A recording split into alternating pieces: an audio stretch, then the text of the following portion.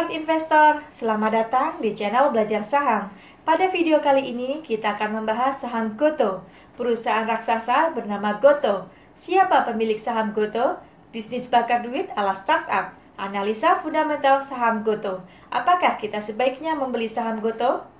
Perusahaan raksasa bernama Gotoh.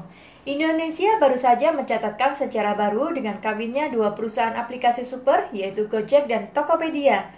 Gojek adalah perusahaan aplikasi ride-hailing dan food delivery yang populer, sedangkan Tokopedia adalah perusahaan e-commerce di Indonesia. Menikahnya dua perusahaan unicorn ini akhirnya membentuk nama baru yaitu Gotoh.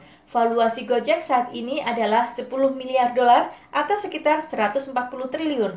Sedangkan valuasi Tokopedia saat ini adalah 7 miliar dolar atau sekitar 98 triliun. Bergabungnya dua unicorn ini membentuk valuasi sebesar 17 miliar dolar atau sekitar 238 triliun. Dengan valuasi sebelum IPO sebesar ini, maka kemungkinannya saat IPO, valuasi perusahaan raksasa ini akan semakin besar. Mereka mempunyai target IPO untuk mencapai valuasi sebesar 40 miliar dolar atau sebesar 580 triliun. Dengan valuasi sebesar ini, maka Gotoh akan menjadi perusahaan raksasa terbesar di Indonesia nomor 2 setelah Bank BCA mengalahkan perusahaan-perusahaan besar seperti Astra, Unilever, Telkom, Bank Mandiri, bahkan Bank BRI sekalipun. Yang menarik adalah perusahaan teknologi besar sama sekali belum pernah ada di Bursa Efek Indonesia. Hal ini akan menjadi studi kasus baru buat pembelajaran para investor, produk dan bidang bisnis. Bisnis utama Gojek adalah food delivery, transportasi, dan pembayaran digital. Gojek bersaing dengan Grab dalam bisnis yang mirip. Grab saat ini menguasai market share sebanyak 53%, sedangkan Gojek 47%. Sedangkan bisnis utama dari Tokopedia adalah e-commerce alias toko online. Tokopedia saat ini bersaing dengan Shopee untuk menjadi penguasa marketplace online shopping terbesar di Indonesia. Tokopedia menguasai 32% market share, sedangkan Shopee menguasai 30%, saling bergantian berebut menjadi nomor 1. Gabungan dari Gojek dan Tokopedia mengklaim bahwa mereka memiliki GTV Gross Transaction Value sebesar 22 miliar dolar atau 319 triliun per tahun, jumlah transaksi 1,8 miliar, jumlah pengguna aktif bulanan sebanyak 100 juta, ibarat wanita cantik. Ini yang membuat investor jatuh hati bersedia menghargai perusahaan ini dengan valuasi fantastis sebesar 17 miliar dolar. Manajemen dari Gotoh akan dikelola oleh Kevin Alui sebagai CEO Gojek, William Tanuwijaya sebagai CEO Tokopedia, sedangkan entitas hasil merger akan dipimpin oleh duet Andre Sulistyo sebagai CEO dan Patrick Chow sebagai Presiden Grup. Siapa pemilik saham Gotoh? Mungkin kita sering mendengar bahwa Gojek dan Tokopedia adalah aplikasi karya anak bangsa Indonesia. Yang tidak banyak kita dengar adalah siapa sejatinya pemilik perusahaan ini. Apakah benar perusahaan raksasa ini milik Indonesia? Sekarang mari kita lihat siapa saja investor yang memiliki Gojek saat ini. Gojek saat ini memiliki 36 investor, diantaranya ada nama-nama besar seperti Google, Temasek, Facebook, PayPal, Samsung, Tencent, JD, Visa, Mitsubishi, dan lain-lain. Total dana yang dihimpun dari para investor tersebut sebesar 5,3 miliar dolar atau sekitar 70 triliun. Dari data kita bisa lihat bahwa justru investor asing yang paling banyak menguasai kepemilikan Gojek. Investor asing dari Singapura, Amerika, China, Jepang, bahkan dari India. Sedangkan investor lokal seperti Astra dan Telkomsel hanya memiliki kepemilikan minoritas. Bagaimana dengan Tokopedia? Siapa investor raksasa di belakangnya? Investor paus yang ada di belakang Tokopedia adalah SoftBank, Alibaba, Sequoia, Google, dan lain-lain. Total dana yang dihimpun dari investor sebesar 3,3 miliar dolar atau sekitar 46 triliun. Tidak beda dengan Gojek, Tokopedia pun kepemilikannya banyak dikuasai oleh asing. Kepemilikan mayoritas terbesar dikuasai oleh SoftBank Group, investor dari Jepang, dan Alibaba dari Cina. CEO SoftBank yaitu Masayoshi Son tercatat sebagai orang terkaya di Jepang dengan kekayaan sebesar 44 miliar dolar atau sekitar 640 triliun. Masayoshi Son bahkan pernah menyambangi istana untuk bertemu Presiden Jokowi untuk membahas perjanjian bisnis dan investasi SoftBank. Investor asing menguasai kepemilikan mayoritas saham Gotoh sebesar 86,37%. Bisnis model bakar duit ala startup. Bisnis startup digital berbeda jauh dengan bisnis konvensional layaknya bumi dan langit. Startup digital dapat mengalami kerugian miliaran bahkan triliunan selama bertahun-tahun sejak didirikan. Hal yang mungkin tidak masuk akal dan sulit dinalar bagi investor konvensional. Bagaimana mungkin perusahaan yang rugi terus-menerus bisa dihargai demikian tinggi oleh investor? Apalagi perusahaan startup digital ini rata-rata ada light asset, tidak memiliki aset tangible yang bernilai tinggi. Tapi para investor bersedia mengucurkan uang sampai triliunan untuk dibakar demi membiayai kegiatan bisnis untuk bisa bertahan hidup. Kok bisa ada model bisnis seperti ini? Apakah investornya sudah tidak waras? Tujuan awal dari startup digital adalah bukan untuk mencari untung. Investor harus berpikir jangka panjang, sangat panjang. Prioritas utama bisnis di awal adalah menciptakan traction, membentuk ekosistem, merebut pengguna aplikasi sebanyak-banyaknya, dan menguasai data pengguna. Perusahaan inovasi dibentuk dengan tujuan untuk melakukan disrupsi, membuat konsumen beralih dari menggunakan jasa konvensional ke jasa digital. Mungkin kita masih ingat waktu Gojek pertama kali dikenalkan, terjadi demo besar-besaran dari taksi Bluebird dan juga ojek pangkalan karena penumpang mereka semuanya beralih menggunakan Gojek. Meskipun pada ujungnya Gojeklah yang menjadi pemenang, kita melihat disrupsi terjadi di segala aspek bisnis. Pelanggan bisnis travel yang beralih ke Traveloka sehingga membuat bisnis travel konvensional merugi dan akhirnya tutup. Pelanggan retail yang beralih ke toko online sehingga membuat bisnis retail terus-menerus rugi dan akhirnya mengibarkan bendera putih. Inilah yang disebut kekuatan dari disrupsi, merebut pasar dari para pesaing, menciptakan ekosistem baru digital, membunuh bisnis-bisnis konvensional. Keunggulan utama dari bisnis digital adalah skalabilitas. Perusahaan dapat memperbesar skala bisnis tanpa batas, membuat pengguna merasa nyaman dan jatuh cinta pada aplikasi online hingga tidak lagi mau kembali menggunakan jasa konvensional. Bisnis konvensional menjadi tidak dibutuhkan lagi dan akhirnya jatuh bangkrut. Ujung-ujungnya, setelah bisnis konvensional dan para pesaingnya sudah tutup dan mati semua, maka pelanggan tidak punya pilihan lain selain menggunakan aplikasi online. Sang pemenang akan berkuasa dan bisa mengendalikan harga.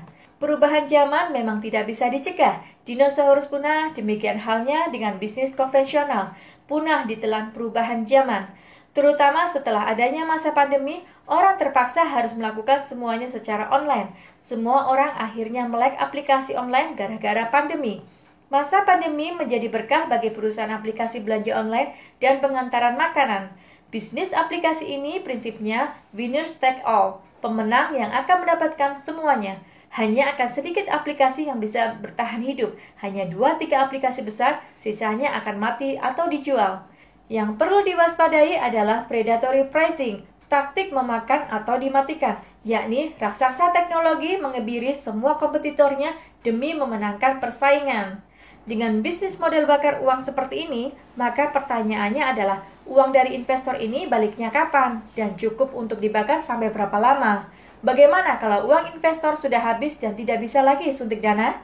Ingat, perusahaan bukanlah yayasan, investor bukanlah Sinterklas. Mereka pasti ingin cuan besar. Investor tidak mungkin terus-menerus mau boncos dimintain uang untuk dibakar.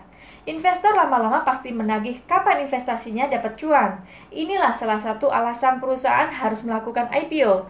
IPO adalah tempat untuk mengembalikan uang investor paus. Apalagi duitnya sudah tidak ada karena habis dibakar, IPO adalah tempat keluar terbaik bagi investor untuk mendapat keuntungan. Investor startup digital sudah mempunyai exit strategi. Bahkan sebelum masuk investasi, mereka sudah tahu kapan mereka akan harus keluar dan mengambil cuan. IPO diharapkan menghimpun dana super jumbo dari masyarakat dan institusi.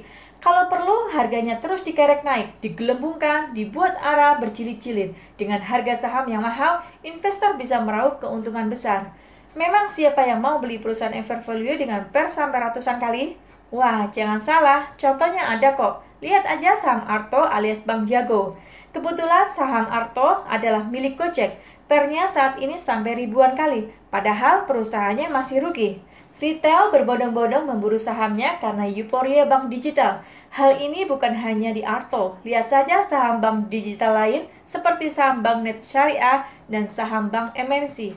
Pernya sampai ratusan kali. Untuk investor penganut value investing, pasti akan berpikir panjang untuk membeli saham ini. Om LKH sendiri menyebut tidak mau membeli saham bank digital karena overvalue. Beliau nyarinya saham yang valuasi masih murah. Analisa fundamental saham Gotoh. Bagaimana analisa fundamentalnya? Sayangnya, belum ada laporan keuangan ataupun prospektus dari perusahaan ini karena belum IPO. Kita akan coba membandingkan dengan perusahaan serupa yang sudah lebih dulu IPO, yaitu perusahaan marketplace Shopee yang di bawah induk perusahaan SEA. Dari laporan keuangan perusahaan SEA menunjukkan bahwa pendapatan mereka naik dari 2.175 juta dolar di tahun 2019 naik menjadi 4.376 juta dolar di tahun 2020. Pendapatan tumbuh 100%. Dari laporan keuangan ini disebutkan bahwa 50% pendapatan disumbangkan oleh Shopee sedangkan 46% dari Garena. Tapi meskipun pertumbuhan pendapatan naik 2 kali lipat, ternyata dari laporan keuangan menyebutkan bahwa perusahaan masih rugi parah. Setiap tahun kerugiannya terus meningkat. Di tahun 2019 mencatat kerugian 1.463 juta dolar dan semakin rugi besar di 2020 yaitu 1.618 juta dolar atau sekitar 22 triliun. Shopee meski pendapatannya 2.167 juta dolar, tapi justru rugi 1.442 juta dolar atau sekitar 20 triliun dalam 1 tahun. Rugi berdarah-darah. Apa penyebab kerugian sebesar ini? Kita bisa melihat bahwa mereka menghabiskan uangnya paling banyak untuk biaya sales dan marketing. 42% uang pendapatannya dihamburkan hanya untuk ini. Mereka menggunakannya untuk membiayai promo, cashback, iklan, dan bayar bintang iklan mahal.